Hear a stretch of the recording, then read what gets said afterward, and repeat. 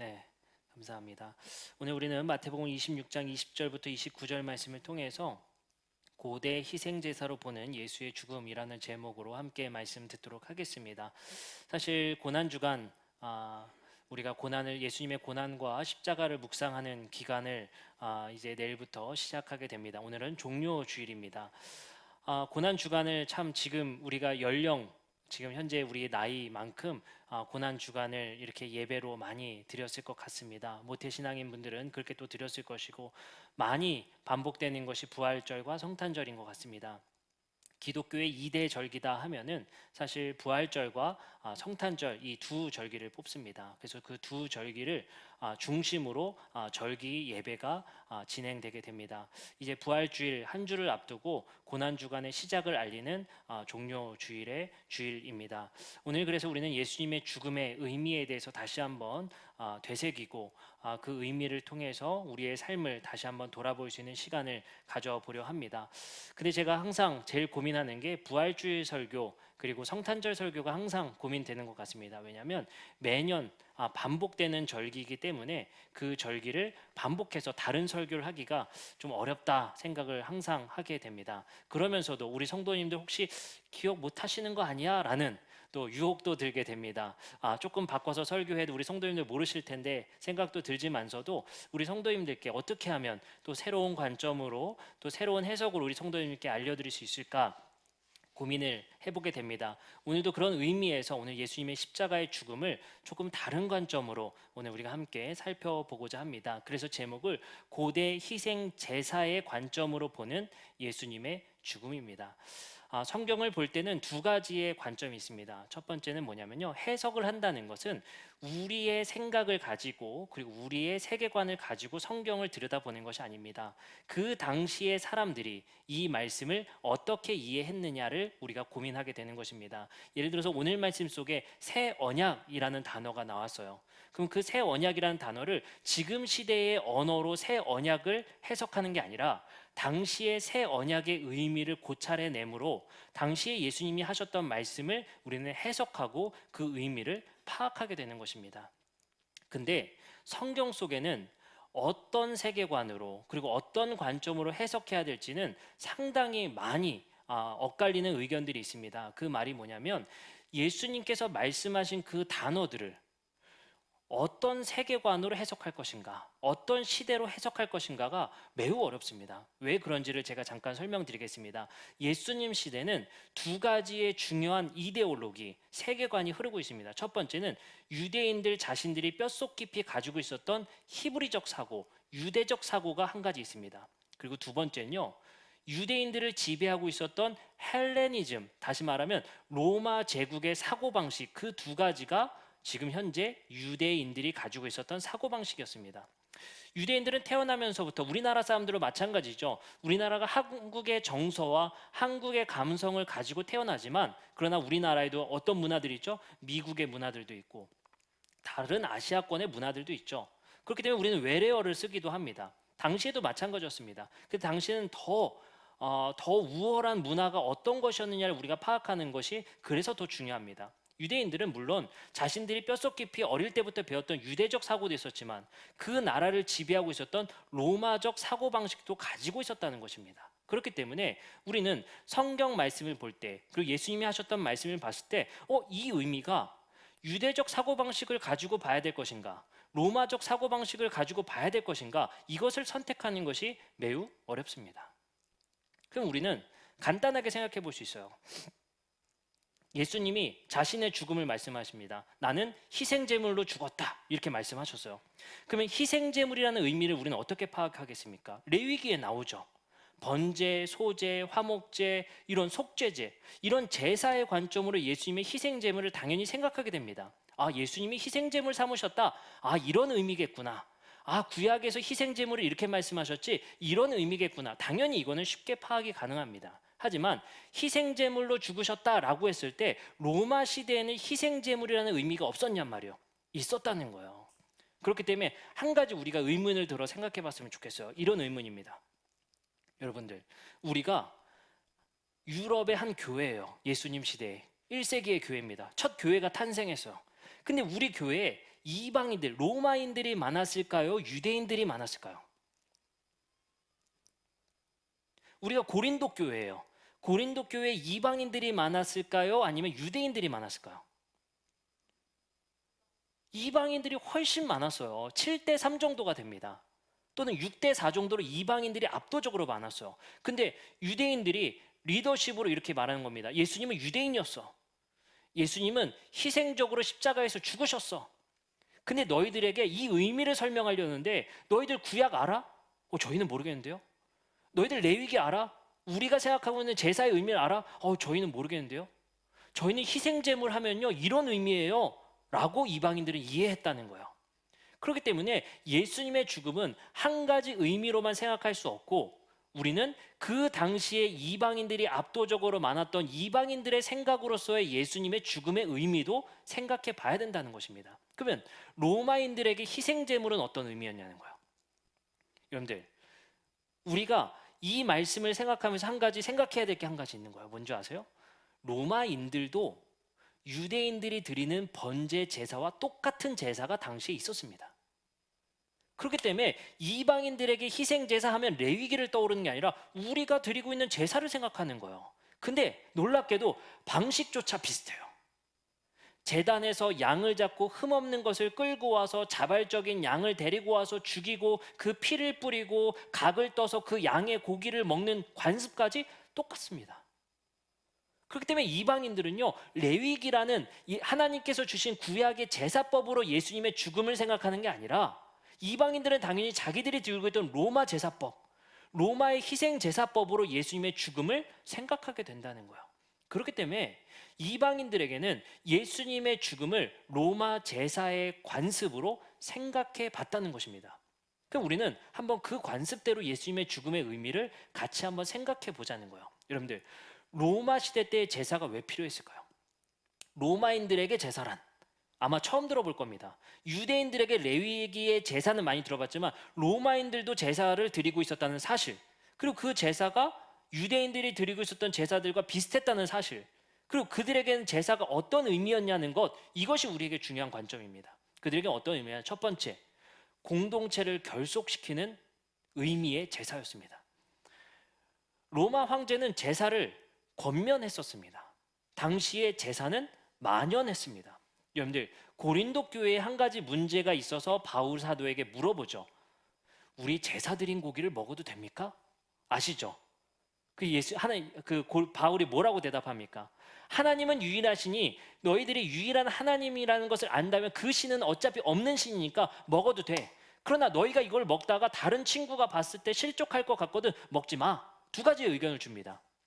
대원칙은 먹어도 되지만 누가 이걸 보고 실족할 것 같으면 교인들이, 야, 저거 우상에게 드린 제물인데 먹는 사람 저거 뭐야, 나 시험 들어, 나 교회 안 나올 것 같아, 그런 일 생길 것 같으면 먹지 마.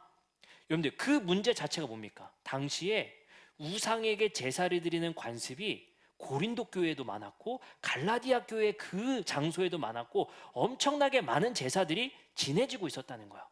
근데 로마에서는 왜 그 제사들을 권면하고 그렇게 많은 제사를 드렸을까요?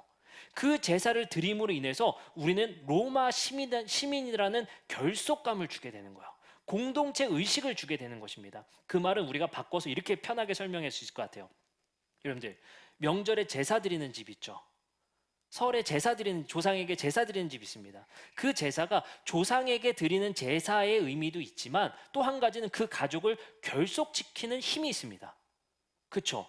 우리는 한 가게에 흐르는 하나의 족보의 가족이야 라는 것을 그 제사에 참여함을 통해서 이거를 결속시킵니다. 그래서 종갓집 같은 경우는 엄청나게 많이 모이잖아요. 그 하는 이유가 뭐겠어요? 조상신에게 드리는 제사의 의미도 있지만 그 모임을 통해 음식을 나눠 먹음을 통해 결속시키는 의미가 있단 말이에요. 근데 이건요, 우리나라의 뿐만 아니라 로마 당시에 2000년 전에 로마 시대 속에서도 그 제사를 드림을 통해서 우리는 한 민족이야, 우린 이 제사를 통해 묶여진 민족이야를 결속하는 의미가 있었다는 사실입니다. 두 번째, 많은 소장농들에게는 이 제사가 매우 중요했습니다. 의미가 있던 없던 귀찮던 그 제사에 꼭 참여해야 돼요. 왠지 아세요? 왠지 아세요? 1년 중에 고기 먹을 유일한 찬스입니다. 소장농들은요, 고기를 절대 먹을 수가 없었어요. 너무 비싼 거예요. 그러나 그 제사 때만큼은 귀한 고기를 이게 우리 권사님들 더 잘하실 것 같아요. 옛날 생각하면 제사상에 올라가는 그 귀한 음식들을 먹을 수 있는 기회잖아요. 평상시에 못 먹던, 그죠? 생선도 먹을 수 있고 귀한 시간이잖아요. 마찬가지였어요. 그 당시에 너무나도 가난했기 때문에 많은 소장농들은 그 시간 아니면 먹을 수가 없었습니다. 그렇기 때문에 유일하게 단백질의 공급원이 될 수 있는 시간이 바로 제사 시간이에요. 그러니까 교인들에게도 이것이 갈등이 생기는 겁니다. 우리 이거 1년에 한 번인데, 바울 선생님, 우리 이거 못 먹으면 단백질 어디서 얻어요? 우리 고기 먹을 찬스가 이번 한 번인데 이거 이제 예수님 믿었으니까 먹지 말아야 됩니까? 이런 식으로 물어보게 되는 겁니다. 그들은요, 결속이니 조상이니 아무 의미 없어요. 나 이거 먹고 살아야 돼요. 이거 먹어야 됩니다. 이것이 두 번째 그들에게 주는 희생 제사의 의미였습니다. 세 번째 의미가 있어요. 이 세 번째 의미가 참 재밌는데요. 고기를 분배하는 데에 의미가 생깁니다. 이런 거요. 자, 여러분들 양고기를 먹을 때 어느 부위가 제일 맛있을까요? 갈비. 그쵸. 제대로 아시네요. 갈비 쪽, 다리살, 뭐 이런 쪽이 맛있겠죠? 뭐 퍽퍽살을 좋아하는 사람도 있을 수 있겠습니까? 치킨 먹을 때도 우리 다 갈리잖아요. 그쵸? 저희는 다행히 저희 와이프가 퍽퍽살을 좋아하고 저는 다리살을 좋아해서 싸울 일이 전혀 없는데, 고기 가지고도 어떤 살이 맛있느냐가 우리가 갈등이 생기잖아요. 마찬가지예요. 신분에 따라 좋은 고기를 먼저 받게 됩니다. 그렇기 때문에 희생 제사를 드리고 고기를 분배하는 시간에 누가 상전이고 누가 종인지를 확실하게 구분짓는 시간이 바로 제사 고기를 나누는 시간이었습니다. 제사장은 고기에 각을 떠서 가장 좋은 고기는 누구한테 줘요? 상류층들에게 줍니다. 귀족들한테 줘요. 그리고 맛없는 곳, 내장, 창자 이런 것들은 다 소장농들에게 돌아갑니다. 그나마 그걸 얻으려고, 그나마 어린아이들도 고기 한 줌 먹으려고 거기서 기다리는 거예요. 그런데 거기서 더 추가되는 것, 여성은 가장 끝에 그 제사에 참여조차 못했습니다. 남성들이 가정에 가져가서 나눠줘야만 그게 로맨스예요. 당시에는 가져가야만 그나마 여성들은 고기를 먹을 수 있는 시대. 어린아이들은 어땠을까요? 그보다 더 꼴찌, 뭐 그냥 뼈나 핥고 있는 거예요. 그런 시대였다는 겁니다. 그래서 희생제사는요, 그 당시의 로마 세계의 질서를 그 제사를 통해서 확립시키고 보여주는 역할을 했습니다. 그렇기 때문에 로마 황제는 이걸 권면하는 거예요. 왜요? 제사 드리면 드릴수록 황제인데 주체자가 가장 높다는 걸 알게 되는 거예요. 뼈다귀를 먹는 사람들은 나는 저 황제랑은 도저히 비견할 수 없는 존재야 라고 자신의 세계관과 자신의 정체성을 확립하는 시간이 되게 되는 겁니다. 그래서 제사는 로마 시대에 매우 중요했으며 권면받는 행사였습니다. 그리고 고기 분배 시간은 그 당시의 위계 질서를 세우는 시간이었다는 것입니다. 여러분들, 이런 제사의 관점을 가진 이방인들은 예수님의 죽음을 희생제사였다, 제물로 죽으셨다라는 표현을, 의미를 어떻게 생각했을까요? 똑같이 돌아봅시다. 첫 번째, 예수님의 죽음의 희생제물 되신 것은 우리를 교회로 만드셨다. 똑같은 의미예요. 뭘까요? 아까 첫 번째 말씀드렸죠. 로마는 제사를 드리면서 우리가 공동체, 한 일원이다라는 걸 말했어요. 아까 말씀드렸죠. 우리도 똑같이 조상에게 제사 드리며 우리는 한 가족이야, 한 식구야, 한 가게야. 이거를 우리는 결속하며 다짐하는 시간, 그거를 확인하는 시간이었다고요. 마찬가지로 이방 교인들에게는 예수님의 죽음이라는 희생제사는 자신들에게 의미는 뭘까요? 바로 우리는 한 형제야, 한 가게야, 우리는 새로운 하나님의 백성이야. 이거를 다짐하는 의미가 되게 됩니다. 그래서 예수님의 죽음은 바로 우리 공동체를 만드는 죽음이었다라는 것으로 이방 교인들은 생각하게 됩니다. 두 번째 의미가 있었어요. 두 번째 의미. 그들은 고기를 나눠 먹었다는 사실을 우리는 이해했습니다. 여러분들, 교회는 어떻게 생각했을까요? 예수님은 이렇게 말씀하셨습니다. 마태복음 26장 28절, 오늘 말씀 읽었던 말씀이 이렇게 말씀하십니다. 이것은 죄사함을 얻게 하려고 많은 사람을 위하여 흘리는 바 나의 피 곧 언약의 피다 라고 말씀하시며 자신의 죽음을 희생 제사로서의 죽음임을 그들에게 말씀하십니다. 내 피는 그냥 피가 아니야, 희생의 피야. 내가 제물이 되어서 너희들 위해 제사 드려질 거야 라고 십자가의 죽음을 단순히 희생자, 순교자가 아니라 희생 제물로서 죽으셨다는 사실을 공표하고 있다는 거예요. 근데 예수님께서 이렇게 말씀하십니다. 옛날 관습이었으면 어떻게 돼요? 맨날 예수님의 살과 뼈를 어디서 구해다가 뜯어 먹어야 되잖아요. 무덤에서 찾아다가. 그렇게 할 수가 없죠. 그래서 히브리서에서 말씀하는 겁니다. 예수님의 제사는 완전한 제사이며 단 한 번에 끝낸 제사이다. 그러니 너희들의 제사 고기는 무엇이냐? 바로 이 빵과 포도주다. 그래서 바로 예수님이 제물돼서 제사 되셨다는 것은 예수님의 고기와 피는 더 이상 그들이 예수님의 살과 피를 직접 뜯어먹는 것이 아니라 너희들이 이제 나를 각을 떠서 너희들이 나눠 먹는 로마 제의법과 같이 너희들이 이제 그것을 먹어야 되는데 뭘 준대요? 예수님은 이 떡과 포도주를 나눠 마셔라. 이것이 바로 제물의 고기다라고 말씀하시는 거예요. 근데 우리가 오해하는 게 있어요. 우리는요 이렇게 생각하는 것 같아요. 지금 시대와 같이 우리 다음 주에 뭐 예를 들어서 우리가 코로나 바이러스라 지금 현재 못하고 있지만 성만찬합니다 하면 뭐 생각하세요? 카스테라 빵과 포도주 생각하시죠? 그 당시의 교회의 성만찬은요 포도주와 카스테라가 아니라 그냥 식사 시간이었습니다. 식사 시간에 빠지지 않는 게 포도주고요, 식사 시간에 빠지지 않는 게 주식이었던 밀, 빵입니다. 그렇기 때문에 우리는 우리가 덜렁 포도주 놔두고 빵 놔두고 이렇게 돌면서 이렇게 먹는 게 아니고요. 당시에는 야채도 먹고 빵도 먹고 빵 바게트에 속도 넣어서 이렇게 먹는 시간이에요. 아시겠죠? 지금처럼 그런 분위기가 아닙니다. 식탁에 둘러 앉아서요. 난 이것 좀 더 주세요. 이것 좀 더 주세요 하면서 왁자지껄 떠들면서 하는 게 성만찬이었어요. 그냥 식사 시간인 겁니다. 그 시간을 지냈다는 거예요. 그게 예수님께서 이렇게 공표하시고 죽으셨죠. 그게 내 제사 고기야. 너희들이 나눠 먹어. 근데 여기서 이제 세 번째 의미가 갈려지는 거예요. 놀라운 충격을 주게 되는 겁니다. 그게 뭔지 아세요? 아까 뭐라고 말씀드렸어요? 고기를 나눌 때는 뭐를 확인한다고요? 우리의 신분, 위계 질서를 확립하는 시간이라고요. 근데 놀랍게도 예수님의 말씀과 바울 선생님의 말씀은 로마 시대에 가지고 있었던 희생제사의 관념과 관습을 뒤집어 엎어버립니다. 뭐라고 하시죠? 어린 아이부터 먹을 수 있다는 거예요. 놀랍게도 예수님은 그 희생의 제물의 성만찬의 고기를 떼서 먹는데 가난한 자나 약한 자나 부자나 유대인이나 헬라인이나 모두 똑같이 먹을 것이다. 이게 바로 새로운 예수님의 죽음으로 탄생한 식사 공동체였다는 겁니다. 여러분들, 이것은 그들에게 무슨 의미가 있을까요? 한번 생각해 봤으면 좋겠습니다. 놀랍게도 예수님의 희생제사로 예수님의 희생으로 참여되는 이 새로운 민족, 로마 민족이 아니라 새로운 하나님의 백성 공동체는 마가는 이렇게 말해요. 거기에 참여하는 자는 나병 환자이며 귀신 들린 사람이며 외국인이며 여성이며 그리고 어린이다. 그리고 예수님께서 이렇게 말씀하십니다. 마가복음 9장 37절에 이렇게 말합니다. 누구든지 내 이름으로 이런 어린아이 하나를 영접하면 곧 나를 영접하며. 여기서 영접이라는 단어를 어디다 쓰는 줄 아세요? 식사에 초대하는 자리에 사용하는 게 바로 영접입니다. 초대장의 의미가 영접이요. 누가 이 어린아이를 식사에 초대한다면 나를 식사에 초대하는 것과 같다.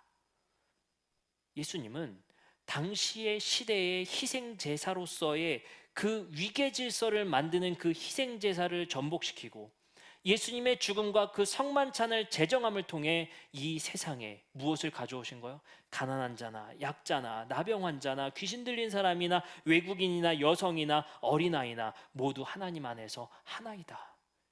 이것을 주님께서는 자신의 죽음으로 말씀하시는 겁니다. 여러분들, 놀랍게도요, 그래서 바울은 매우 예민하게 구는 한 가지가 있습니다. 고린도전서 11장 17절부터 22절에는 한 가지 고린도 교회의 문제에 대해서 이렇게 말씀하십니다. 바울 선생님이 매우 화가 났어요. 근데 뭐가 화가 났는지 봅시다. 이렇게 말합니다. 내가 명하는 이 일에 너희가 칭찬하지 아니하나니. 화가 났다. 칭찬 못할 일이 하나 있다는 거예요. 이는 너희의 모임이 유익이 못되고 도리어 해로운 모임이다. 이걸 뭐를 해롭다고 하는지 아세요? 니네 교회 모이지 마.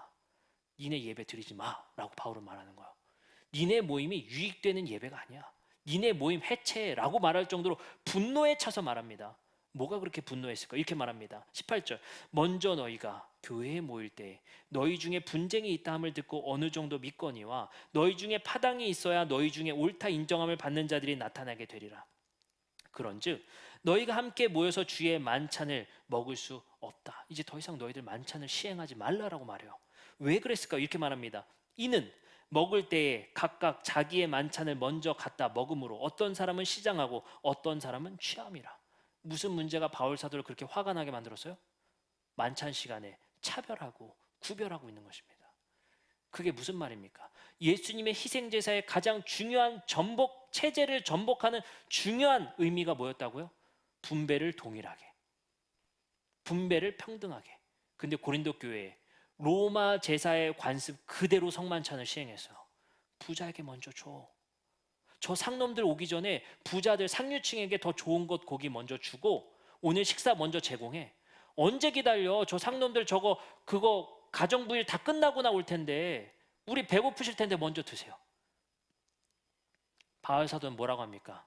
니네 모이지 마. 성만찬도 하지 마. 그렇게 한다면 너희들의 성만찬은 헛되고 헛된 것이다라고 말을 하는 겁니다. 왜 이렇게 예민하게 구는지 아시겠죠? 예수님의 죽음의 희생제사는 당시의 로마의 그 차별적인 희생제사를 통해서 오는 위계질서, 희생제사를 통해서 로마의 체제를 그들에게 학습시키려고 하는 그 체제를 전복시키는 게 새로운 성만찬이었단 말이에요. 그것이 예수님의 죽음의 의미로서 그들에게 다가온 것입니다. 근데 고린도 교회는 어떻게 해요?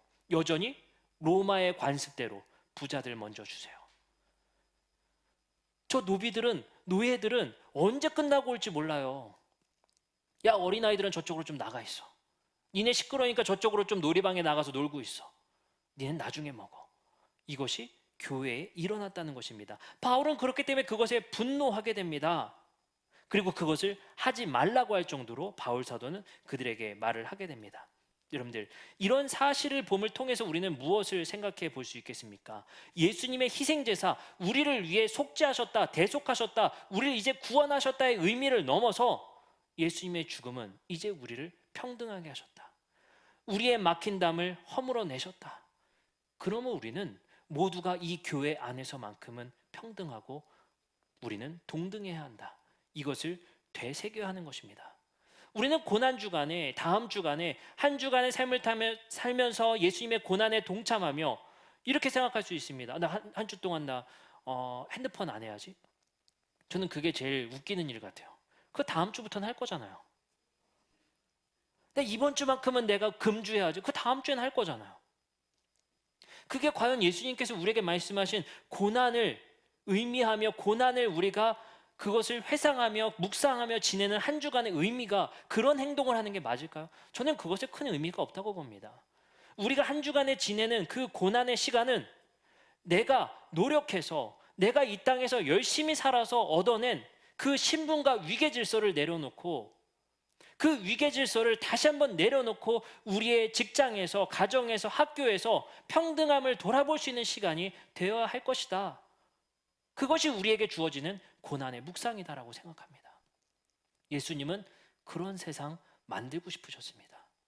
그리고 우리도 그런 세상 만들어야 할 것입니다. 우리 교회에서만큼은 직분이 위계질서 돼서는 안 됩니다. 우리 교회에서만큼은 나이가 위계질서 돼서는 안 됩니다. 그것이 우리가 함부로 해도 된다라는 권력이 돼서도 안 될 것입니다. 우리는 그리스도 안에서 우리가 서로가 동등됨을 이 교회 안에서 느끼고 우리는 생각해야 할 것이 바로 예수님의 희생제사의 사실입니다. 이제 세상은 급변하고 있습니다. 그리고 이 세상 속에서 우리가 발견되는 여러 가치들이 있습니다. 그 가치들을 돌아보면 더욱더 신분을 나누고 계급을 나누고 우리의 직분을 나누면 그런 시대가 더욱더 빨리 도래되고 있는 것 같습니다. 물론 인도도 신분제가 폐지됐고 우리나라도 신분제는 없지만 보이지 않는 신분제가 우리에게도 있다는 사실을 우리는 알고 있습니다.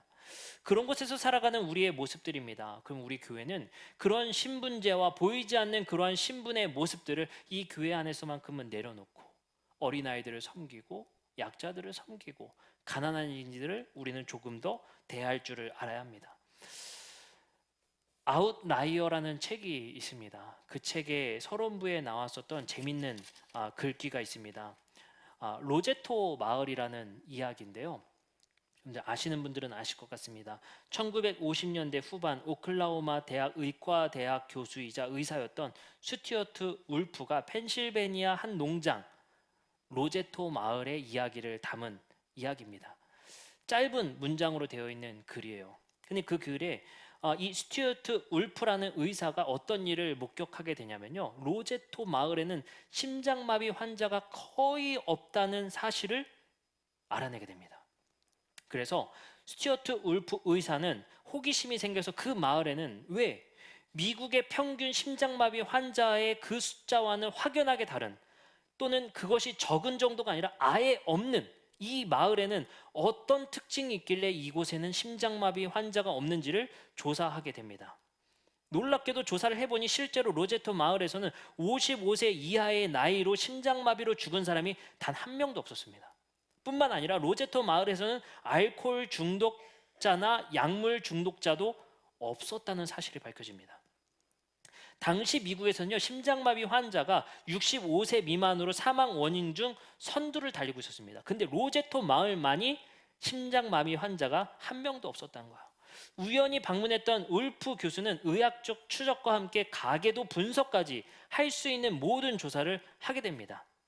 근데 로제토 마을 이 심장병 발병률이 낮은 원인을 이 의사는 어떻게 찾아내게 됐을까요? 찾을 수가 없었습니다. 혹시 유전적 요인이 아닐까 확인도 해보고 이탈리아의 같은 마을에 살던 사람들도 미국 내 다른 지역에 거주하면 여전히 심장병으로 발병하는 일이 많게 됩니다. 먹는 음식이 다르지 않을까 해서 조사해보게 됩니다. 그러나 미국 본토 사람들보다 오히려 훨씬 더 많은 지방을 섭취하고 있었다는 사실이 밝혀집니다. 그렇다고 그러면 이 사람들은 뭐 헬스장을 열심히 다니나 운동도 열심히 하는 것도 아니었습니다. 그러면 어째서 미국에서 많은 사람들이 심장병으로 사망하는 상황에 유독 로제토 마을만이 이런 심장병 발병이 적었느냐를 이제 의문을 들어서 파악하기 시작하는 것을 이야기합니다.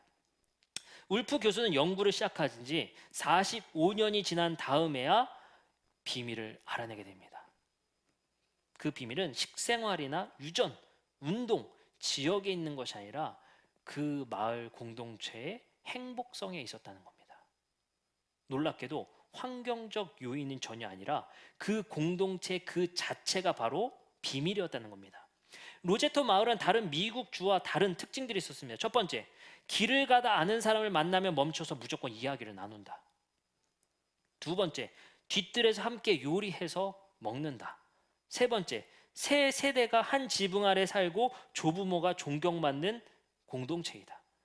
그리고 또 하나의 특징은 인구가 2,000명 채 안 되는데 모임은 22개나 될 정도로 모임이 많다. 이것만이 유일한 특징이었다고 합니다. 아주 강한 공동체성을 가지고 있다는 거예요. 이 사실을 통해서 우리는 한 가지 생각해 볼 수가 있는 것입니다. 바로 예수님께서 자신의 희생제물로 결속시킨 이 새로운 공동체 안에서 우리가 살아가는 새로운 방식들, 그리고 새로운 우리의 공동체성을 강화할 때에 우리에게 육체적인 영향도 준다는 사실입니다. 우리가 어떤 공동체에 몸을 담고 있느냐, 우리가 어떤 가정에서 살고 있느냐, 그것이 우리의 육체적 나이와 우리의 질병에도 관여하고 있다는 사실이 이런 사실을 통해서 밝혀지게 됩니다. 그래서 우리는 좋은 공동체에서 생활해야 됩니다. 그렇죠? 우리 아이들도 학군 많이 따지잖아요. 그렇죠? 그 왜 학군 따져요? 좋은 환경 인프라에서 아이들을 교육시키고 싶은 거예요. 우리는 이미 내재되어 있는 세계관에서 이미 알고 있어요. 좋은 환경 인프라에서 영향받아서 아이들이 조금 더 우수한 성적을 낼 수 있다는 사실을. 바꿔 말하면 뭡니까? 우리 교회가 좋은 공동체가 된다면, 우리 교회가 좋은 교회가 된다는 것은 이 로제토 마을과 같이 좋은 공동체가 돼야 된다는 겁니다. 좋은 교회라는 것은 우리가 서로의 영향을 받아 이 교회 내에서 서로의 긍정적인 영향을 주고받을 수 있는 공동체 되어야 한다고 하는 것입니다. 바울은 이렇게 말합니다. 로마서 10장 12절에 이렇게 말합니다. 유대인이나 헬라인이나 차별이 없음이라 한 분이신 주께서 모든 사람의 주가 되사 그를 부르는 모든 사람에게 부요하시도다. 골로새서 3장 11절에 이렇게 말합니다. 거기에는 헬라인이나 유대인이나 할레파나 무할레파나 이방이나 수구디아인이나 종이나 자유이나 차별이 있을 수 없나니 오직 그리스도는 만유이시여 만유 안에 계시니라. 교회는요, 그래서 치유 공동체입니다. 세상에서 극심한 차별 속에, 그 고통 속에, 박탈감 속에 살아가는 많은 청년들이요, 이번에 제가 책을 보니까요, 도파민이라는 책을 봤어요. 여러분들, 그 도파민이라는 게 우리 신경세포에서 나오는 그 호르몬이거든요. 근데 그거에 중독된 청년들이 매우 많다는 거예요. 근데 그게 보이는 것으로의 중독은 이런 겁니다. 마약, 술, 담배 이런 거거든요. 그걸로 아주 잠깐의 쾌락을 원해서 그걸 하는 거예요. 아주 잠깐의 쾌락이거든요. 진정한 행복을 찾지 못하니까 그거에 쩌들어 있는 사람들이 그 잠깐의 쾌락으로 그 쾌락이 중독되어지는 겁니다. 그게 중독이 되는 거거든요. 그것이 자신들의 행복이냐, 잠깐의 쾌락을 그 틈틈이 삶 속에 넣고 있는 거예요. 여러분들, 지금의 시대의 이런 상황 속에서 우리 교회는 무엇 돼야 됩니까? 너희들이 이 교회에서만큼은 치유될 수 있다. 치유되는 기도해 주는 거 중요해요. 이 친구들 마음 치료해 주세요, 고쳐주세요, 기도하는 거 좋아요. 근데 우리 교회 공동체 안으로 들어오는 것 자체가 치유될 수 있도록 해야 돼요.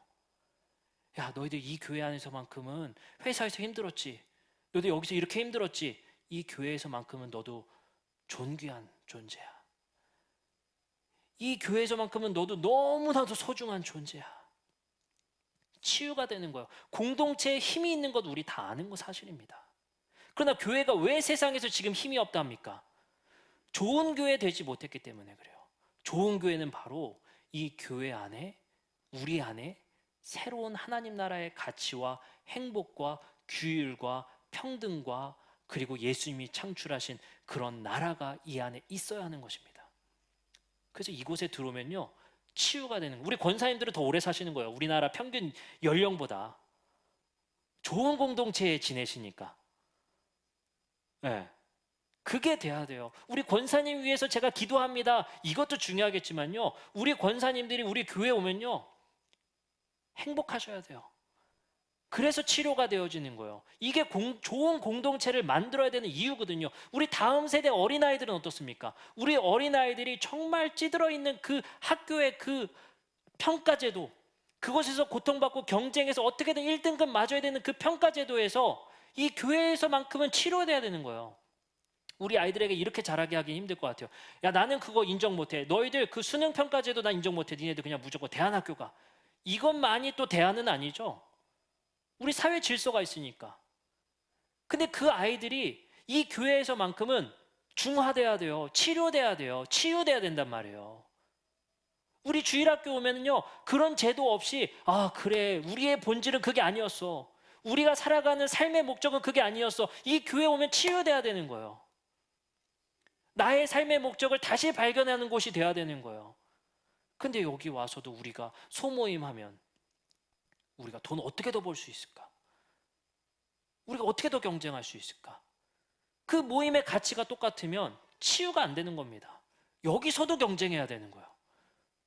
더 병 들어가요. 제가 얼마 전에 제가 상상도 못했던 일이 있었어요. 뭐냐면, 하민이가, 저희 아이 하민이가 이제 말을 정말 잘하거든요. 속사포처럼 말을 잘해요. 근데 어느 날 제가 하준이가 가지고 있는 걸 뺏길래 제가 막 뭐라 했어요. 그거 안 되는 거라고 막 얘기를 했어요. 그랬더니 하민이가 아빠 절로 가 이러면서 아빠 나가 이러는 거예요. 제가 처음 들어본 충격이었습니다. 이게 저는요, 애들이 뭐 근데 상처가 되더라니까요.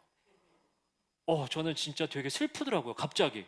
그래서 아빠 진짜 나간다. 하민이 아빠 진짜 없어도 돼? 없어도 돼! 이러는 거예요.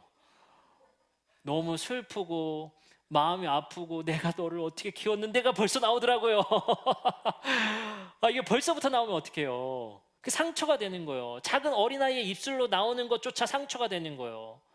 근데 우리 한국교회 왜 이렇게 깨지고 상처받고 교회 오면 치료가 되는 것이 아니라 이곳에 오면 왜 이렇게 상처받고 집에 가는 겁니까? 도대체 우리가 이곳에 모이는 이유가 무엇이며 우리가 이곳에 무엇을 추구하자는 거예요? 행복했으면 좋겠는 거예요. 이곳에 오면 여러분들이 치료되고 기쁨이 넘쳤으면 좋겠어요. 그래서 제가 여러분들에게 과도한 예배, 과도한 프로그램 웬만하면 안 하려고 하는 거예요. 그거 준비하다 싸우고, 그거 만들다 싸우고, 이건 이러니 저러니, 그러니까 상처받고 오히려 병들어 집에 가요. 교회가 깨지고 갈등돼서 더 병들어가고. 여러분들, 제가 계속 말합니다. 공동체는 우리의 육체에 큰 영향을 줍니다. 그래서 좋은 공동체 만나셔야 돼요. 그곳에서 우리의 행복을 찾을 수 있어야 됩니다. 바울 사도는 그래서 야고보서 2장 1절부터 5절에 야고보 사도는 이렇게 말합니다. 내 형제들아, 영광의 주 곧 우리 주 예수 그리스도에 대한 믿음을 너희가 가졌으니 사람을 차별하여 대하지 말라. 이게 초대교회의 핵심이에요. 너무 중요한 거예요. 여기 오면은 절대 차별 없어야 됩니다. 누가 헌금을 많이 했던 적게 해도 절대 하지 말라고 2절에 이렇게 말합니다. 만일 너희 회당에 금 가락지 끼고 아름다운 옷을 입은 사람이 들어오고 또 남루한 옷을 입은 가난한 사람이 들어올 때 너희가 아름다운 옷을 입은 자를 눈여겨보고 말하되 여기 좋은 자리에 앉으소서 하고 또 가난한 자에게 말하되 너는 거기 서 있든지 내 발등상 아래 앉으라 하면 절대 하지 말라는 거예요. 너희 교회 해체하라는 거예요. 이거는 교회로서의 존재 이유가 없다는 겁니다. 이거 우리 마음과 뼈에 다시 한번 새겨서 이런 일 없도록 해야 됩니다. 그 누구도 차별받지 않도록. 우리 교회는 그래도 다행인 것 같아요. 다행히 우리는 전용석이 없는 것 같아요. 여긴 내 자리 이건 없어요. 그렇죠? 앉고 싶은데 앉잖아요. 누가 내 자리에 앉았다고 화낼 것도 없잖아요. 그래야 됩니다. 열린 공간. 누구나 대접받고 여기 오면 누구나 섬김받을 수 있는 공간. 그런 교회 되어야 할 것입니다.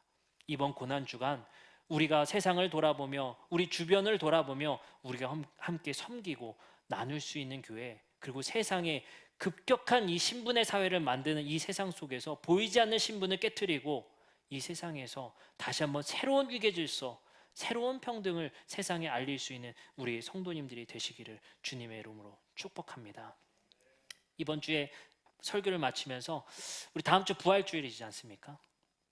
한 주 동안 고민을 했습니다.